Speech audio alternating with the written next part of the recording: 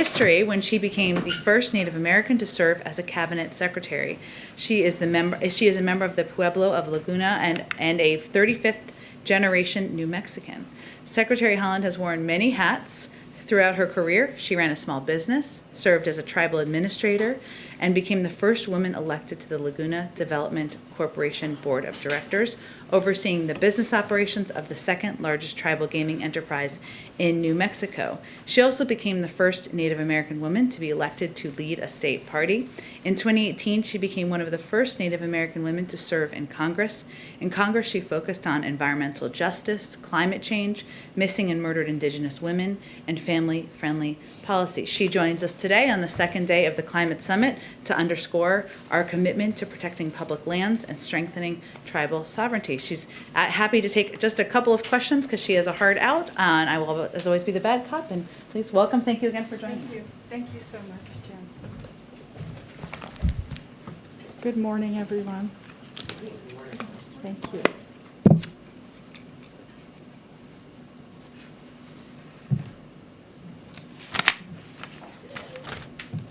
Thank you so much, and thank you, Jen, for inviting me to be here today. I want to start off by wishing everyone a happy National Park Week. I hope you found a chance to get out and experience your public lands this week. The White House is actually a national park, so technically we're all celebrating a bit right now. I had always wanted to be a national park ranger, and while I didn't quite land that job yet, I'm pretty excited that tomorrow night I get the chance to swear in some junior rangers. All of your kids are welcome to join during the U.S. Army Field Band's virtual concert tomorrow night. I think you can find the link on our website. I was happy also to celebrate this morning with the second gentleman. We announced 16 new listings to the Underground Railroad Network to Freedom Program. Our park system is our nation's storyteller, and I'm eager to ensure that these national treasures help tell a more inclusive and accurate story of our nation. This week has brought significant news on climate action and on issues impacting tribal communities. And so I'm honored and grateful to have the opportunity to speak with you and take your questions today. We have no shortage of work ahead. President Biden has set ambitious goals that will ensure America and the world can meet the urgent demands of the climate crisis, while empowering our nation's workers and businesses to lead a clean energy revolution. I believe that a clean energy future is within our grasp in the United States, but it will take all of us and the best available science to make it happen. The Interior Department is in a unique position to be a leader in putting our nation on a path to achieve net zero emissions, create good-paying jobs, and benefit underserved communities. We have taken steps in just the past few weeks to advance offshore wind proposals, restore balance to management of our public lands and waters, and create jobs, and revitalize land in coal communities. I'll also touch on Interior's work to honor our nation-to-nation relationship with Indian tribes and uphold our trust and treaty responsibilities. I believe, just as President Biden does, that we must engage tribal nations with an all-of-government approach, and one need look no further than the First Lady's visit to the Navajo Nation to speak and hear from tribal leaders and Indigenous people. For too long, Indian issues were relegated to the tribal offices within federal agencies. If we're going to make sure that Native American and Alaska Native communities thrive, that tribal sovereignty is respected and strengthened, and if we are truly to repair our nation-to-nation relationships, then that means every federal agency needs to be thinking boldly about our obligations to Indigenous peoples. The significance of being the first Native American to serve in the cabinet is not lost on me. As I stand here today at this podium, I am moved by how monumental this week alone has been for Indigenous representation.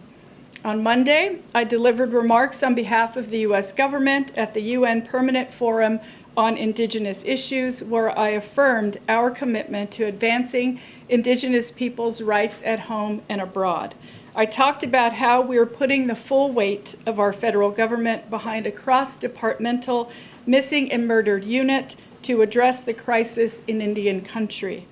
Yesterday, I announced that Interior is moving forward to implement the Not Invisible Act, establishing a joint commission led by Interior and the Department of Justice on reducing violent crime against Indigenous peoples. And later today, Domestic Policy Advisor, Ambassador Susan Rice, and I will convene the first White House Council on Native American Affairs meeting of the Biden-Harris administration. We're wasting no time. We have an ambitious agenda, and so I'm ready to roll up my sleeves and get to work across the cabinet in identifying and supporting tribal equities in the administration's core policy pillars. Last, I come from a family that farms, ranches, and hunts. I've grown up in rural and agricultural communities, and I know what it's like to live in a community that's been left behind. These experiences underscore why I believe so deeply in the work that we do at the Interior Department, and why I know that we can and will make a difference in the everyday lives of families across this country. And with that, I'm happy to try and answer your questions. Nancy, go ahead. Thank you, Secretary Haaland. Can you give us an update on the moratorium on fracking on federal lands, new contracts? Thank you so much. So the pause on new leases is still in effect until we finish a review that is due to the president. That means that the existing leases are still in effect. We are still issuing permits on those lands, and when we finish the review, it's an important review. We're talking to many people. We've had a gas and oil forum. We've talked to many folks across the country.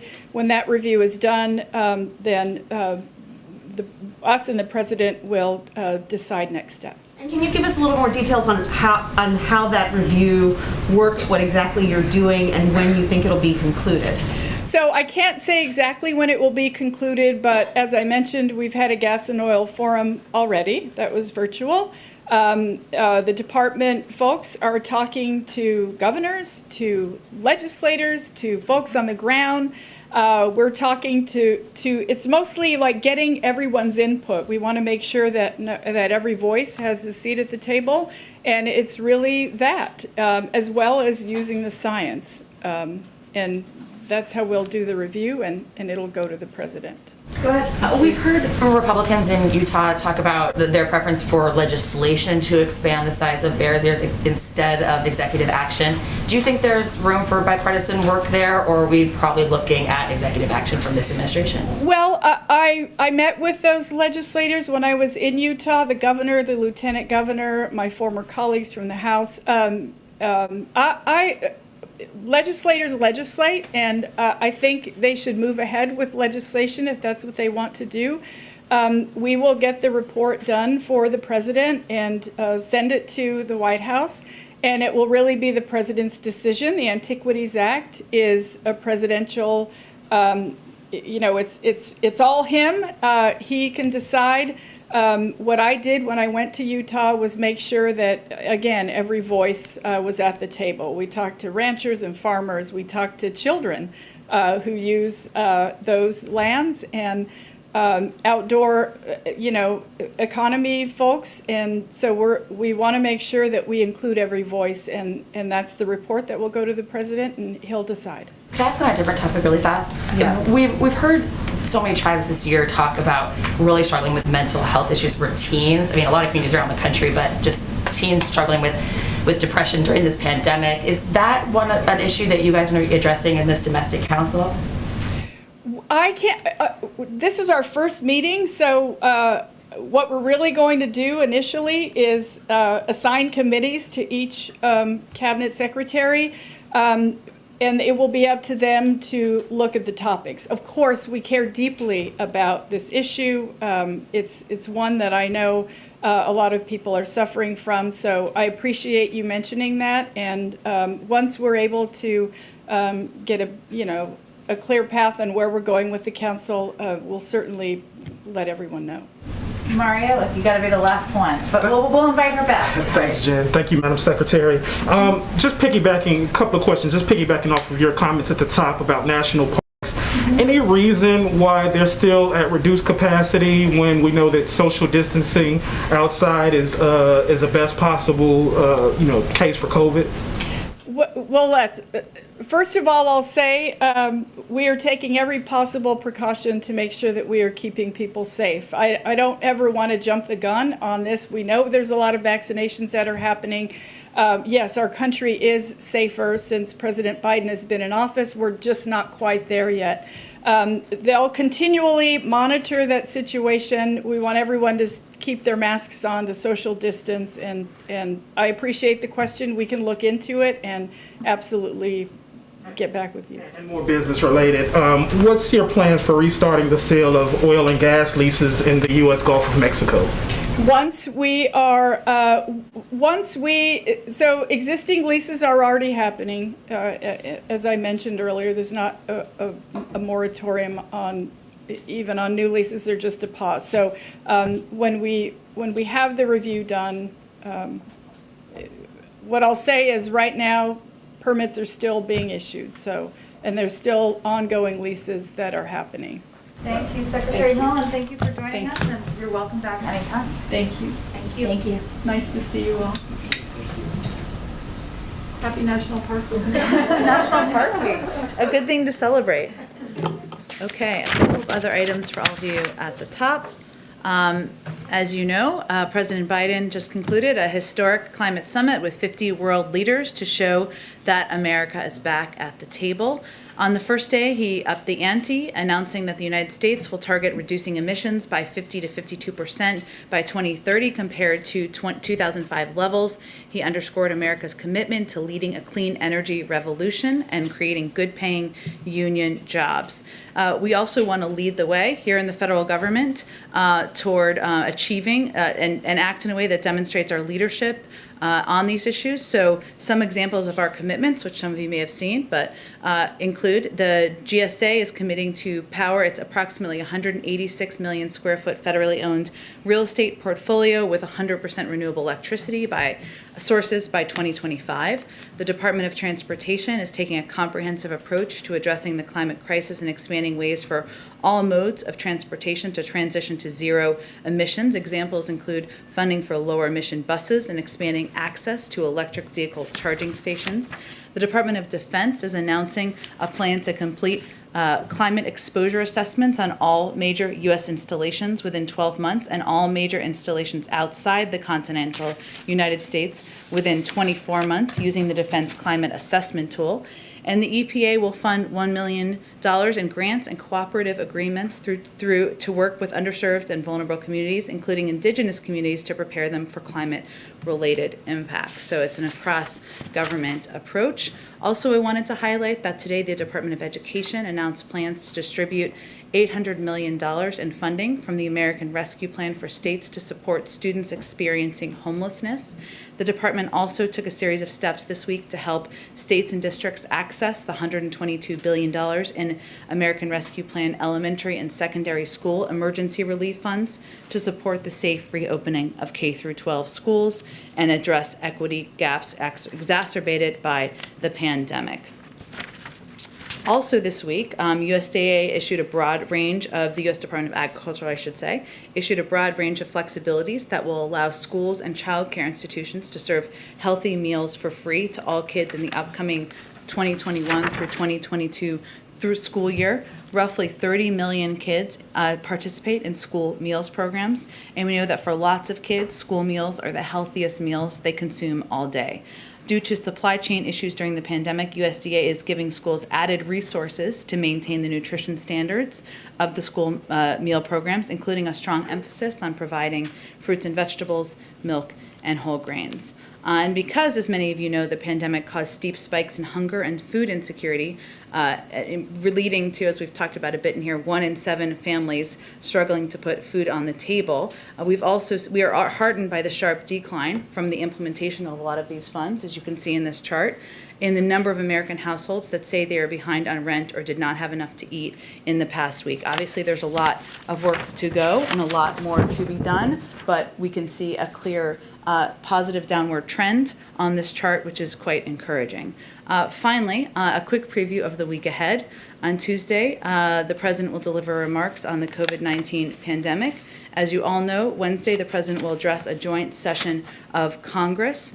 Among other topics, as we talked about a bit yesterday, he will lay out the American Families Plan, the specific details, and discuss a number of other issues that are important and major priorities to him, including expanding access to health care and addressing, putting in place policing reforms. On Thursday, on the President's 100th day in office, he and the First Lady will travel to Georgia to highlight how he's delivered on his promises to the American people. While he is there, he will participate in a car rally. And on Friday, he will have additional out-of-town travel that we will hopefully have more details for you in the coming days. Finally, I know many of you saw this and reported it and tweeted it, but we announced this morning that the President will travel to the United Kingdom and Belgium in June for his first overseas trip as President.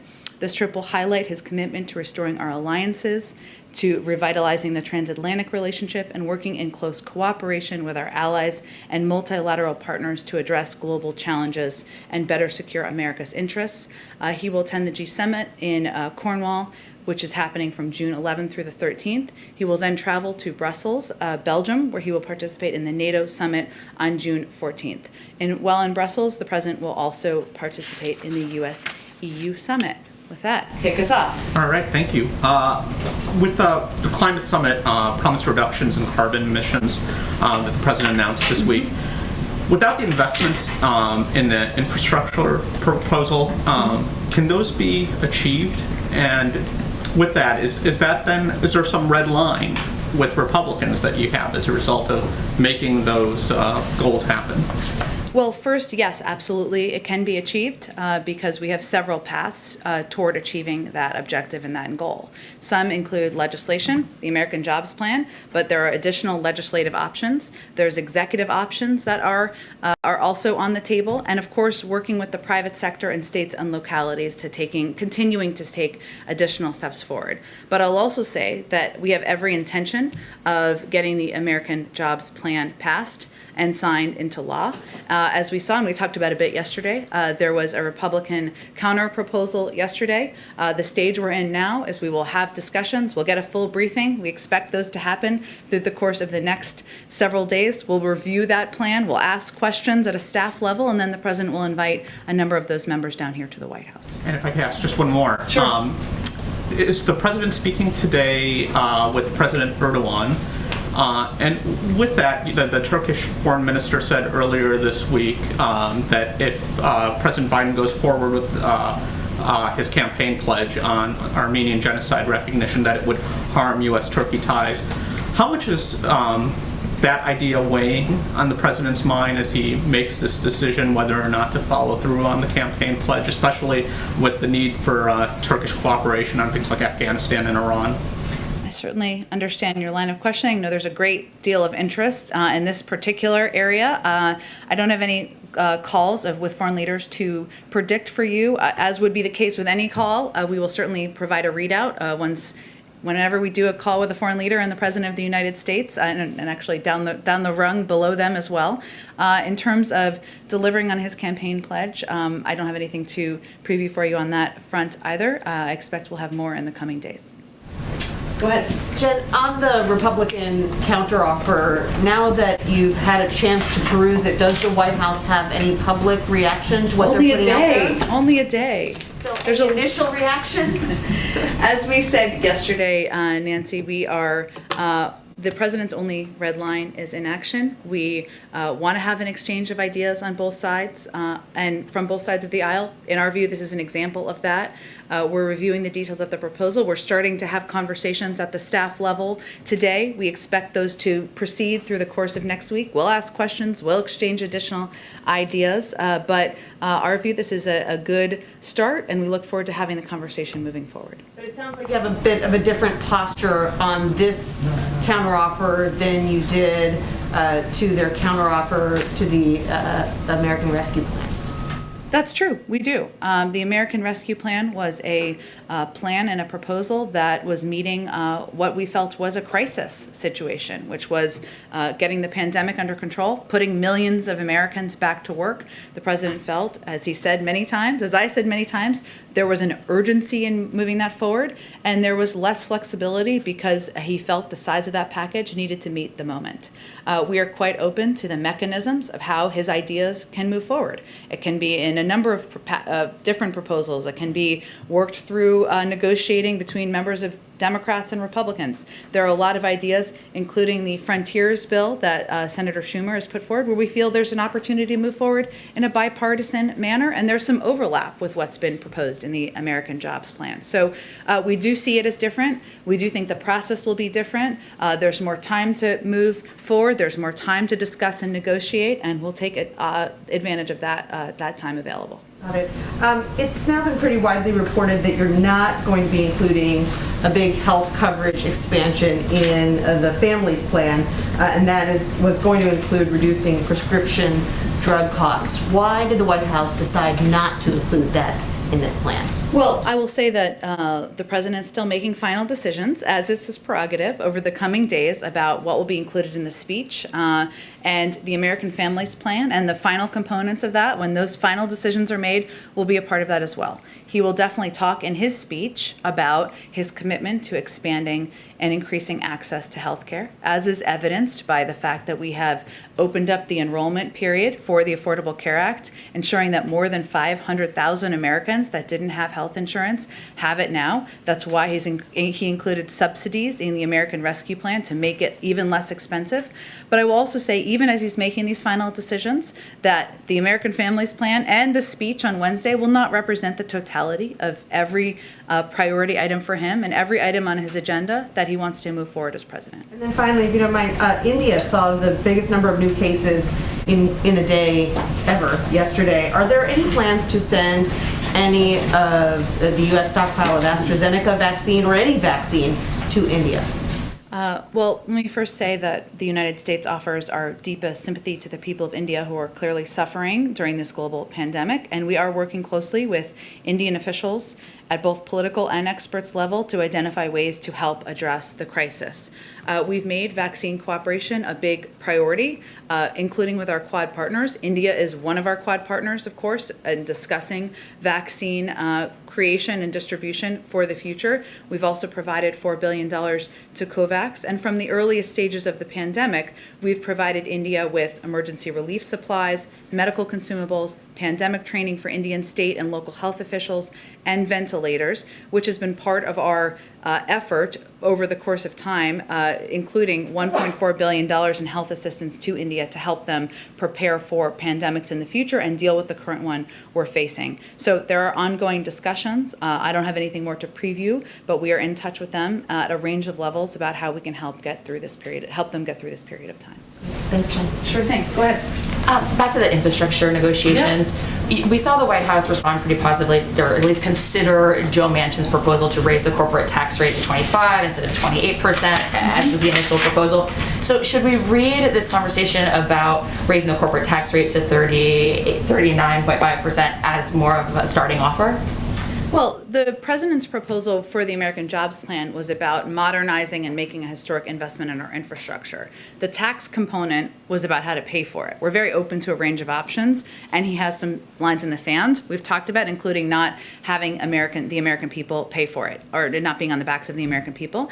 It relates to the capital gains rates and the top margins that you've seen reported out there, the president's bottom line is that people making under $400,000 a year will not have their taxes go up. So if you look at these proposed numbers, which are consistent with what he talked about on the campaign trail when he was running for president, what I can say is that it will only affect people making more than $1 million a year. That's 0.3% of taxpayers, or 3 out of every 1,000 taxpayers. That's even as the top 1% saw their net worth rise by $4 trillion in the middle of a historic pandemic. So he has some bottom lines of where he will not budge fast, right, on individual numbers and who will be impacted, but he's also open to discussion. We're hearing that the White House is also considering in the proposal ending the child tax credit, even though we've seen progressives. You mean extending it? ending. Phasing it out? Yeah, well, Is that well, wrong? it's not permanent currently. Exactly. So are you mean guys going extending to- it or making it permanent? Is that the position, the definite position? Progressives and plenty of moderates also say that it should be extended permanently. Is that the position? Sure, what I was trying to clarify, I apologize, is that it's not currently permanent. So the question is whether it will be permanent. Whether that'll be a red line, like you said, or Well, a definite part of the proposal. And the president absolutely feels that the child tax credit provides essential funding and help to people who need help the most. That's why in the American Rescue Plan, he increased the child tax credit from $2,000 to $3,000 per child and to $3,600 for children under the age of 6. And the expansion was the single largest policy contributor to cutting child poverty, as is evidenced by the chart we had up. We're looking into the mechanisms and the costs of expanding the child tax credit, and that certainly is under consideration for the American Families Plan. Yeah, it doesn't sound like you guys want to budge on that one. I think you're confusing though. It's current, and I mean it's not currently permanent. So we're talking about how long Just will be reporting over. extended. Right. And so what I'm saying is that we are quite open. We think this child tax credit is valuable. It has a huge impact on lowering poverty, reducing the level of poverty in our country. It helps women get back into the workforce. What we're determining is what we can do, and there's a cost of it. It's about $1 billion a year for every year. And so we have to figure out how to pay for it, and this is all part of the discussion. Can I ask a question about Johnson & Johnson really fast? Sure. We've seen so many of the FEMA mobile clinics rely on the J&J shot, obviously because you don't have to keep it so cold and it's one shot. FEMA confirmed that only 9 of its mobile clinics were still operational during this last week with the pause. So is just how hard it is to get the Moderna and Pfizer shots in those mobile clinics part of the slowing rate of vaccinations that we're seeing? I'm happy to check and see if that's a factor. What I understand the biggest factor is, though, is that we're now at a point where we have reached, just 2 weeks ago, only 43, it's still a significant percent of adults 2 weeks ago were vaccinated, had received their first dose. Now it's 52%. Just 2 weeks ago, only 66 million people had been fully vaccinated. Now it's over 90 million. So we're kind of getting to this point, as I think Jeff Zients touched on this morning, where we are entering a new phase where it is more challenging. We have less of a supply issue. We have more of it's incumbent upon us to reach people and meet them where they are. So that's the bigger challenge in terms of the numbers at this point in time. In terms of the difficulty, I think you're asking about Moderna and Pfizer and how that impacts getting into mobile units. Yeah. The temperature. Mobile clinics weren't really set up to be doing Moderna shots. I'll have to check with our COVID team on how they see that as an impact. And obviously, we are continuing to adjust the way and the means at which we're getting into communities. And, we make adjustments based on what we think is the most effective. Obviously, the massive increase in pharmacies is a reflection of that. Reduction in some of the vaccination sites. We also make evaluations by where it is most impactful to invest. And some of what we've been doing lately has been increasing our investment in community health centers, in primary care physicians, obviously in pharmacies, but I will check with our team and see if that's a factor. Go ahead. Thank you, Jen. With the president's first trip abroad in June, that's going to be the first time a president has actually traveled internationally since the start of the pandemic. And I'm wondering if by the time he leaves to go on that trip in June, is he going to lift travel restrictions to Europe as well? I can't make a prediction of that. That is based on the health and recommendations, the advice and recommendations of our health and medical team, and I don't have anything to predict on that front. Have there been conversations about that, given he is going to be traveling internationally, about whether it can be a period where everyday Americans also start resuming that kind of a travel? Well, I would say I think most Americans would see it as slightly different from the President of the United States. I'm not suggesting you're saying otherwise, but as the President of the United States making a diplomatic trip, abiding by COVID protocols and flying on Air Force One, than whether it is safe for mass numbers to fly internationally. Obviously, everybody wants that to be reopened. Europeans, we do, American people who would like to travel, but those conversations are really happening between health and medical experts, and they make an evaluation based on what they think is safe for the American public. Okay, thank you. And on climate, there have been a lot of questions about the president's new announcement about what he wants to see by 2030. Yeah. But I think there are still questions about the specifics of how they're actually going to get there. So there have been studies that have suggested that to get to that kind of a goal, more than half of the new cars and SUVs that are being sold at dealerships would need to be electric. Right now, it's only about 2%. Is that something that the president agrees with, that they need to be at half of those being electric by 2030? You know, that's not a goal that's not a number or a goal that he set, because he feels that there are a number of ways to get there. And that, I saw that reporting as well. That's an example of a way to get there. But there are additional ways, you know, including that impact a lot of sectors, from electricity, transportation, buildings, industry, and lands. Our view is there are a lot of pathways to get to reach this goal. Some of it will be done through legislation, through laws that will be put in place. Some of it will be done to incentivize investment in areas like electric vehicles and electric charging stations, which is already happening in the private sector, right? A lot of the car companies will tell you this is where the future of their industries are going anyway. But we want to incentivize and make that something that we can jumpstart in a lot of those industries. But there are a lot of options for how we get there, and so it isn't just one pathway to get there. Okay, well, I've got one more question. On this Emergent facility Yep. in Baltimore, Yep. that of course has been plagued with issues, it seems like, and now US regulators have conducted a study and found that they did not follow proper manufacturing procedures, they had poorly trained staff, that resulted in the contamination of materials that of course ruined what could have amounted to millions of Johnson & Johnson doses. This is a company that got $630 million from the federal government under the Trump administration, but is that a contract that you are going to keep, or has there been discussion about canceling that contract and not working with this company, given they have not produced one usable dose of the COVID-19 vaccine? Well, I think some of the AstraZeneca doses did come from there, but that have gone to other countries. But I will say that we believe The United for the States U.S. is paying For the U.S. $630 million? For the U.S. I will say to take some pressure off of take some criticism off of the former administration. There are a limited number of manufacturing facilities that have the capacity, as you know, you've been covering this for some time, that have the capacity and have the ability to produce a vaccine like this in this capacity and size and numbers. There's no question, hence they haven't been approved by the FDA for manufacturing, that Emergent has not met those bars and over time has not met those bars. In terms of future contracts, I don't have anything to predict on that front, but we'll continue to look for the FDA to give for it to meet the FDA's bar before we are providing vaccines from there to the American people. So you're still going down that path for this facility to get approved by the FDA despite the number of issues that they've had? Well, again, they have to make changes. Obviously, the FDA is working closely with them, and if they make those changes and they meet the FDA's bar, that's a different story. We'll see what happens. Okay, thank you. Go ahead, Mario. Thanks, Jen. Will the First Lady be attending the President's joint address next week? And will she have guests, as has been traditional in those cases? It will be a little bit different because obviously there will be a limited number of people who are in the Capitol and a limited number that will be determined by the Speaker's office in terms of who will attend and who will have to watch virtually.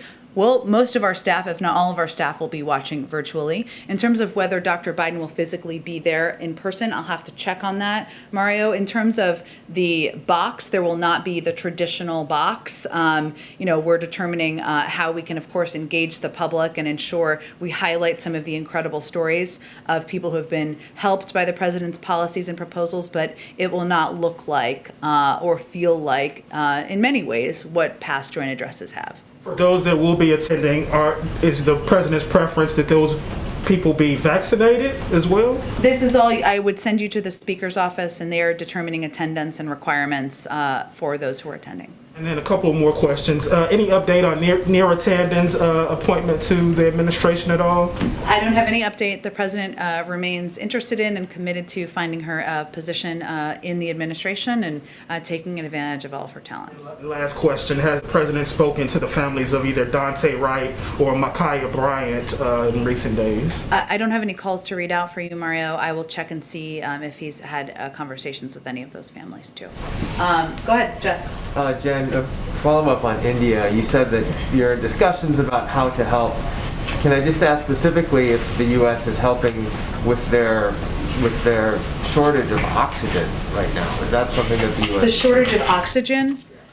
Let me check on that for you, Jeff. I mean, we have provided obviously a range of funding over the course of time. It's a huge, significant amount of funding. We are likely one of the world's largest contributors to India in terms of their health needs, and it's gone to a range of supplies and training. But I will check if oxygen is specifically a part of how we can help at this point in time. And they're ongoing discussions, so it may be that that's part of the discussion now. Okay. Also on vaccines, the European Union said today that it is close to finishing a contract with Pfizer to have what would be the largest contract for vaccine for the coming years. Is the U.S. in talks with Pfizer as well to get more vaccine for post-2021?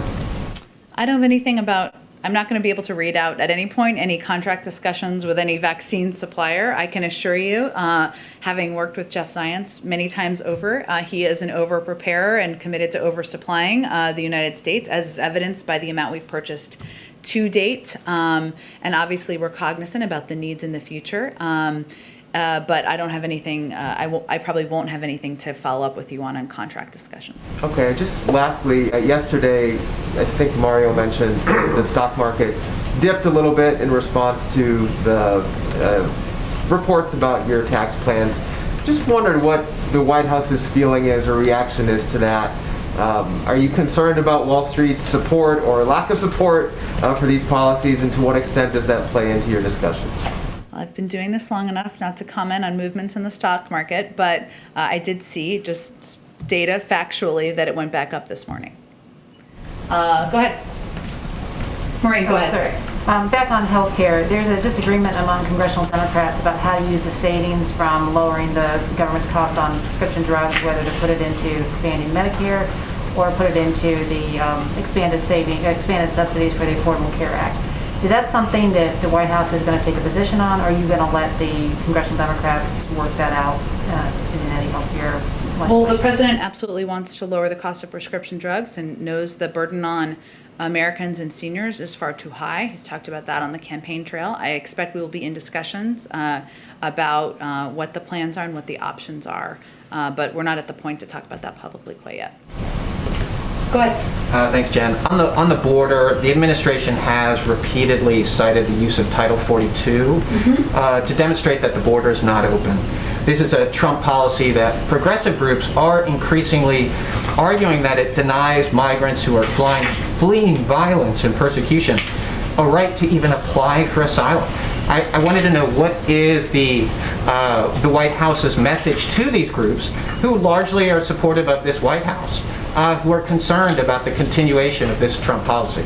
Well, Franco, I would say first that we consider it a policy that was put in place or that we've continued to implement because we're still in the middle of a global pandemic, and that keeping the American people safe and ensuring that we are taking responsible steps as it relates to the pandemic is front and center for the president, and certainly that's what we would convey to any of these groups. At the same time, we absolutely believe that we should be a country that wants to treat people humanely, as is evidenced by our efforts to treat children who come into this country, who are under 18, who are coming as unaccompanied children, in a manner that was not the same as the former administration. So we understand and we have heard the frustration about this issue, but our objective, as the president's objective, is to keep systems in place or keep policies in place or implement policies that help us address the pandemic. Do you have some goals or some goals of when you may be able to lift Title 42?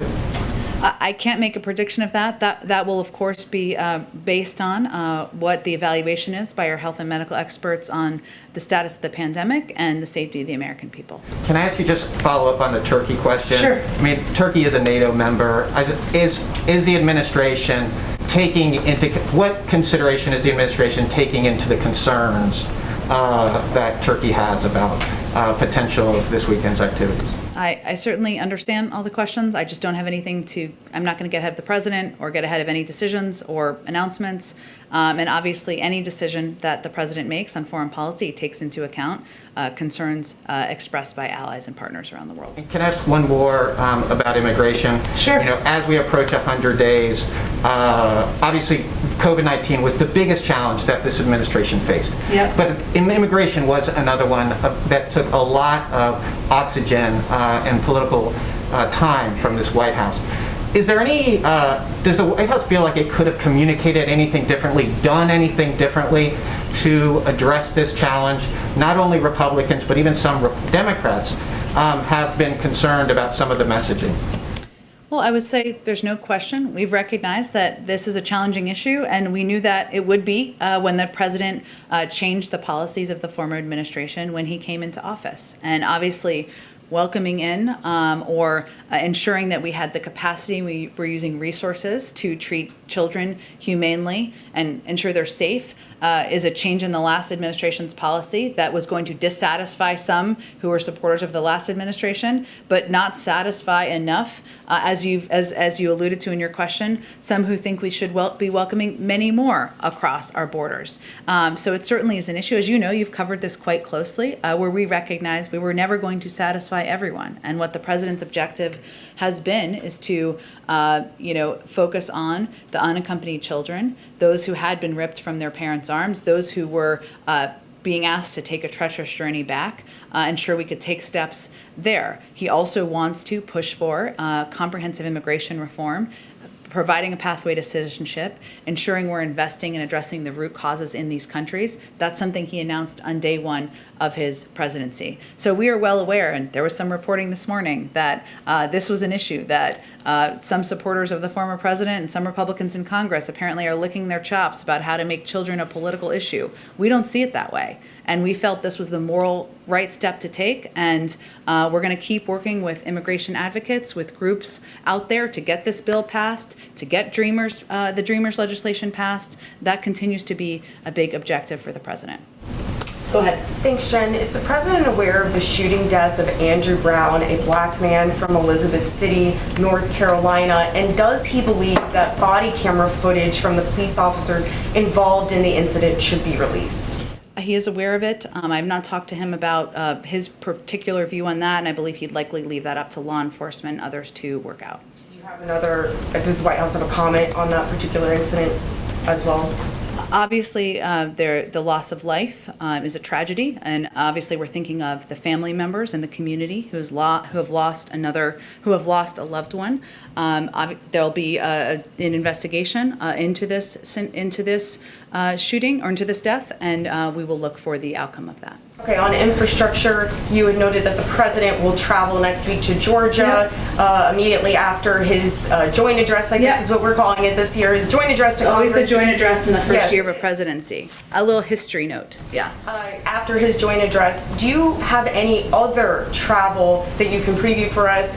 Even if it's just to say how frequently you expect the president and the vice president to be traveling to sell this infrastructure package, especially now that all adult Americans are eligible for the vaccine. Well, again, the president will travel on Thursday as well as Friday. I expect he'll have some additional travel in the weeks ahead of that. You can also anticipate the vice president, the first lady, the second gentleman will be out traveling in the weeks after the joint address. Certainly, they'll be talking about the jobs plan as well as the American Families Plan that the president will lay out in detail at his joint address. But I don't have a prediction in terms of how many days a week. It really depends. We plan week by week and what is needed and where we balance, of course, with needs at the White House. And 2 quick questions about Republicans. You also had said that the president would be meeting with bipartisan groups of lawmakers to talk about his infrastructure package after that.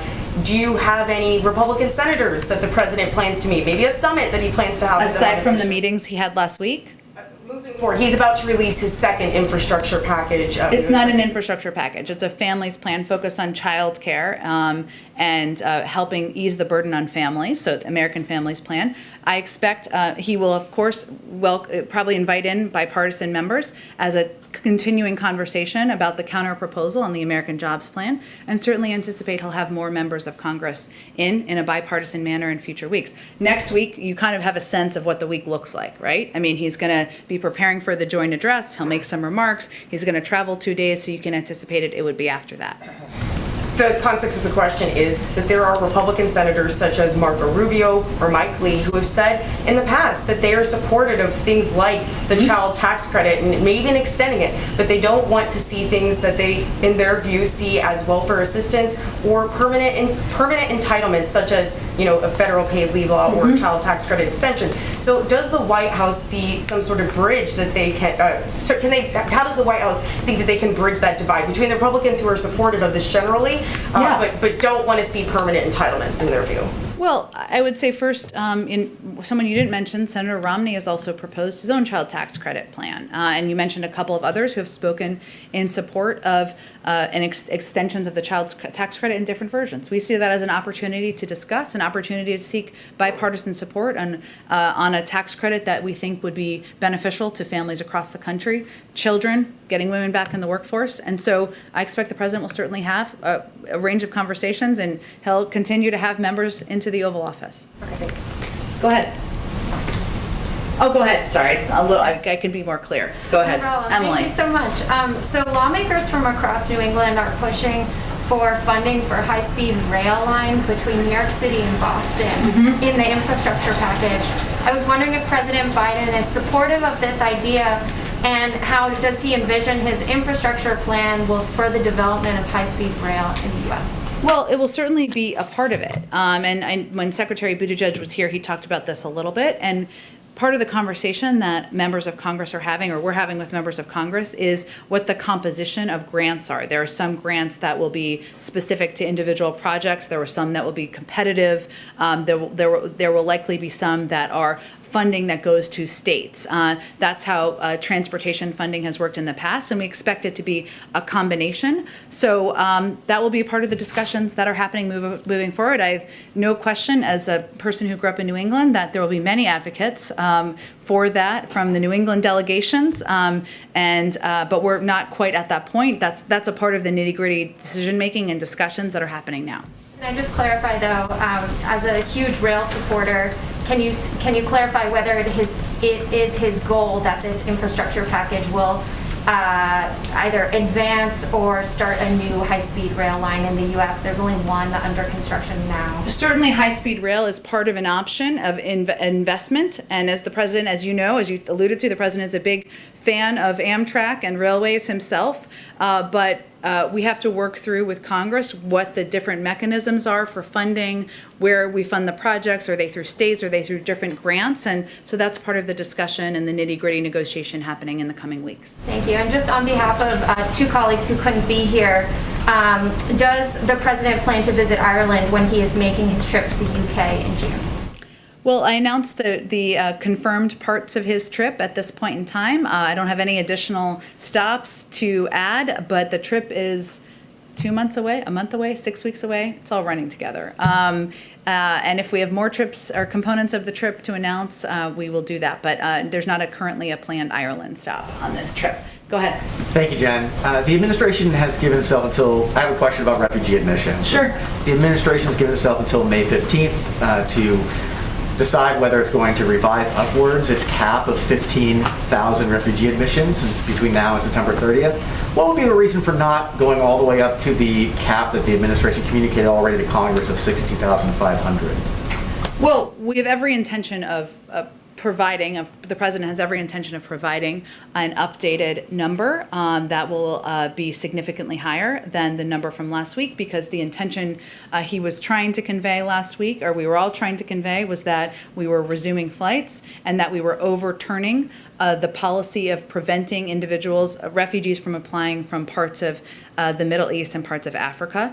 But I'm not going to get ahead of the process. We're assessing what's possible. We're assessing that through our policy and legal process, and we'll definitely have an update of an increased number in advance of May 15th. But given that number, 62,500, was already communicated to Congress earlier this year and is a cap, it's a limit. It's not a commitment to bring in that many people. Why not just go right up to that cap and that limit? What's the reason for not I am going certainly will take that into consideration. You're right, and in that this cap is historically aspirational. If you look back at history, most administrations don't actually meet the cap, but it is sending a message to the world about the fact that we are a country that welcomes in refugees, that we want to get our systems and our muscles working in our refugee processing systems, both in the country and around the world. There were some limitations this year that were unique to this year, in part because of COVID, in part because of the fact that the systems were decimated under the last administration. And we just have to take a look at all of that. But I think it's an important point you touched on that I'd highlight, that oftentimes this is an aspirational goal and one that we are just trying to reach to send a message to the world about who we are as a country. Does the Biden administration see increasing the number of refugees admitted each year as a long-term solution to helping alleviate the pressure on the border, people who come to the United States illegally because they don't have other legal avenues? Does the Biden administration see increasing the number of people allowed in the refugee program as a long-term solution to resolving the pressure on the border? I don't think we see it through the same prism exactly like that. It's an interesting question. The president's cap, or the president's objective, has always been consistently from February through last week welcoming in 125,000 by the end of next fiscal year. So really what we're talking about here is what the cap is for this fiscal year. And as I mentioned, we've been dealing with a few challenges, but we're assessing that. We will have an increased number very soon. But as you know, a lot of these refugees are not coming, they're coming from all around the world. They're coming from Africa, they're coming from the Middle East, they're coming from many parts of the world. And so while it's all related, because it's representing who we are as a country and welcoming in people who are freeing persecution, freeing challenging circumstances, I don't think he sees it exactly through that prism. Do you have an update on the number of refugees that have been admitted into the United States under the Biden administration? Over the last week or so, or over the last few weeks, I think we do have numbers. I'm happy to get those to you after the briefing. We've seen, because of flights resuming, we've seen an increase even just over the last week. Go ahead. Just going back to the trip to Europe, the statement today mentions a bilateral meeting with Boris Johnson. Do you know any of the priorities that will be discussed at that meeting? And just relatedly, a couple of years ago, President Biden, before he was president, obviously, said he thinks Boris Johnson is the physical and emotional clone of Donald Trump. Does he still hold that view? I don't have anything yet to preview for you about the agenda. A lot of it will be dependent on what the world looks like at that moment in time, but there are a range of issues we, of course, discuss with our partners in the UK that I expect will be on the agenda. So as we get closer, we'll have more to say. And of course, the president is meeting with him as a fellow global leader in the global community, and it certainly sends a message about the special relationship we have with the United Kingdom, that this is his first trip. And also the NATO summit, President Trump always liked to claim that he was successful in getting NATO members to pay more. Does this administration think President Trump deserves some credit for that, and are there elements of his approach that this administration will continue? I know he thought he invented that, but having worked in the Obama administration, I can say that the objective has always been encouraging members of NATO to pay more, pushing members of NATO to pay more, and that's consistently been the U.S. policy for some time. Go ahead. Thank you, Jen. A follow-up on David's question on the trip to the UK. Would President Biden like to meet the Queen? Would he like to meet the Queen? We're still, who wouldn't want to meet the Queen? Don't you? For that. Well, we're still finalizing what the details are of the trip. So I certainly understand the interest. I'm interested as well myself, and we will have more to share with all of you as the final details are put together. Okay, now on the climate summit, President Biden just said that the announcements from Brazil were encouraging. My question, was it enough, and does it change the administration perspective about a possible bilateral climate deal with Brazil, or possible assistance to Brazil related to the Amazon?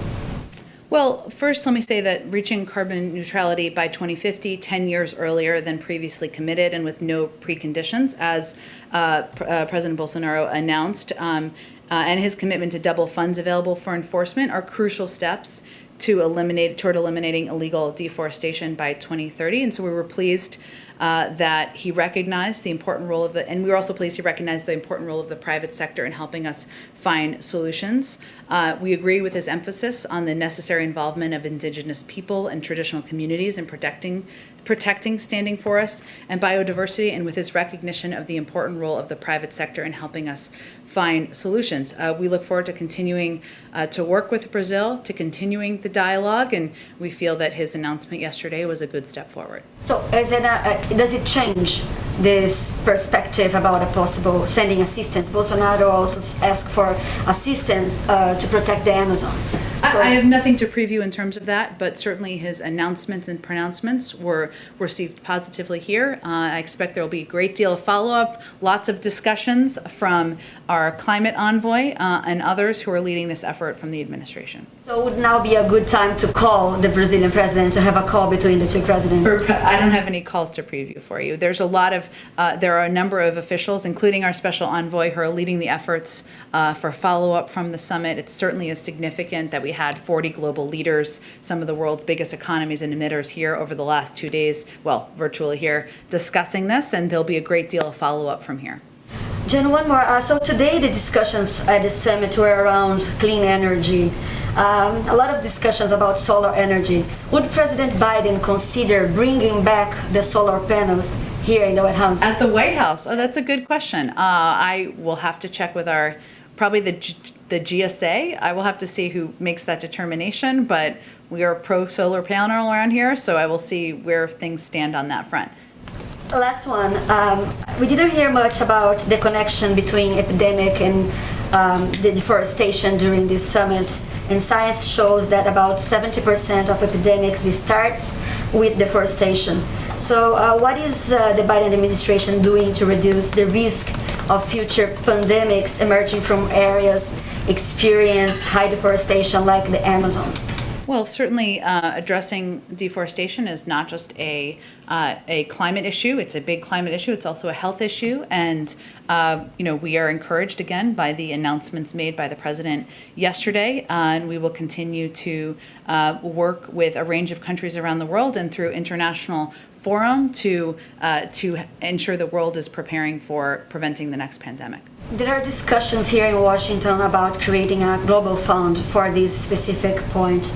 So would the White House support a global conservation fund to stop deforestation in order to prevent future pandemics? Again, there'll be ongoing discussions with the Brazilians, with many of the leaders who attended yesterday, at the level of our climate envoy and others who are running point on this. And I'm certain there are a range of issues that will be brought up, but I don't have anything to get ahead of on that. Go ahead. Jen, does the president still plan to issue a statement on Armenian victims tomorrow? I don't have anything to predict. I expect he will have a statement, marking the day, but I don't have anything to confirm for you or predict about the content. And another question, the Israelis are sending a high-level delegation here to Washington next week to discuss the administration's efforts to rejoin the nuclear deal and also to stress their objection to that. How does the White House view this visit, and is it likely to change this administration's position in rejoining the nuclear deal? No, but I will say that, there are ongoing discussions, or negotiations, I should say, that are happening now. They're indirect, of course, on the potential for a diplomatic path forward on a nuclear deal. While we knew they would be challenging, we're encouraged that there are still conversations between all parties and that they're still happening. As it relates to Israel, we have kept them abreast as a key partner of these discussions or of our intentions, and we will continue to do that on any future visits. Okay. Oh, I have one hello. As we've been doing in our tradition, every Friday we welcome in someone who can't be here physically with us in the briefing room. So this is Natasha Lindstrom of the Pittsburgh Tribune Review. And I understand, not to embarrass you, Natasha, but today's your birthday. Is today your birthday? Oh, we can't hear you. Uh-oh. I got it, sorry. It's my birthday today, so it's a neat opportunity to be here. Thank you very Well, much. happy birthday. Thanks for spending a few minutes with us here today. So how can we help you? What questions do you have for me? I was going to say to the press corps, but that's not actually how this works, but go ahead. That would be great.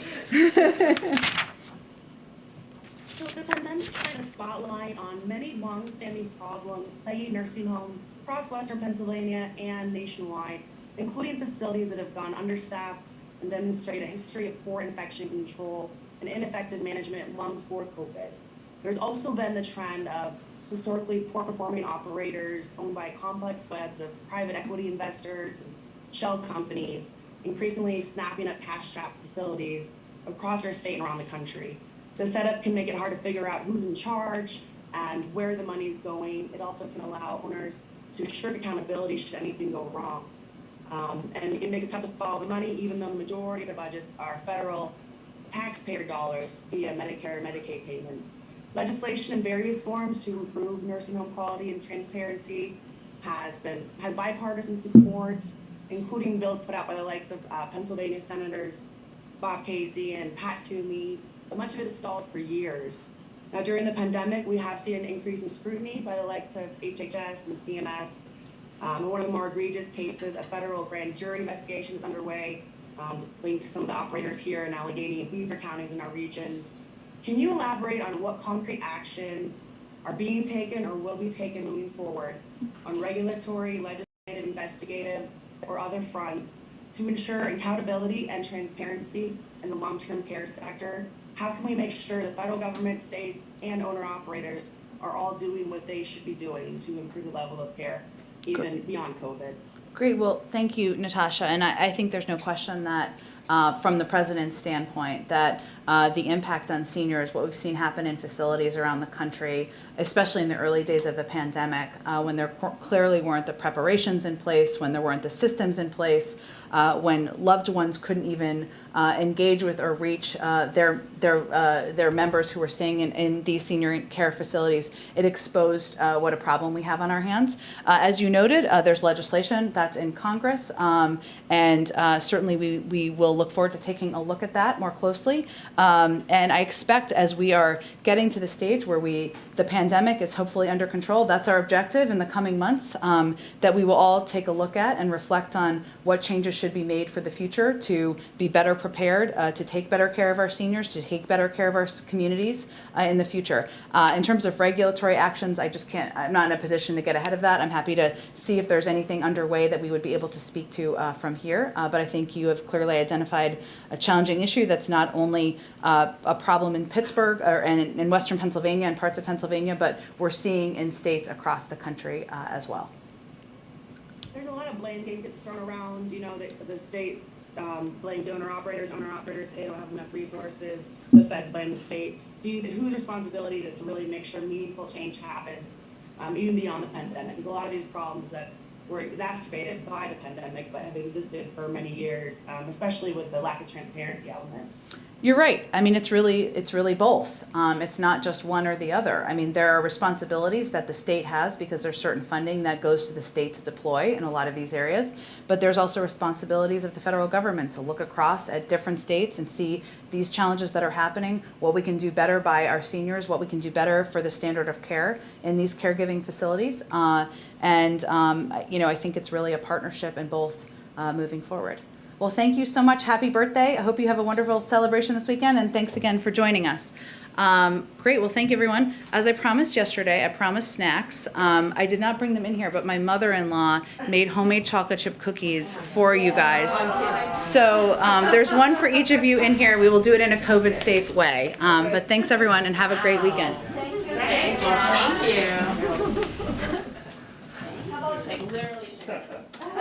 you.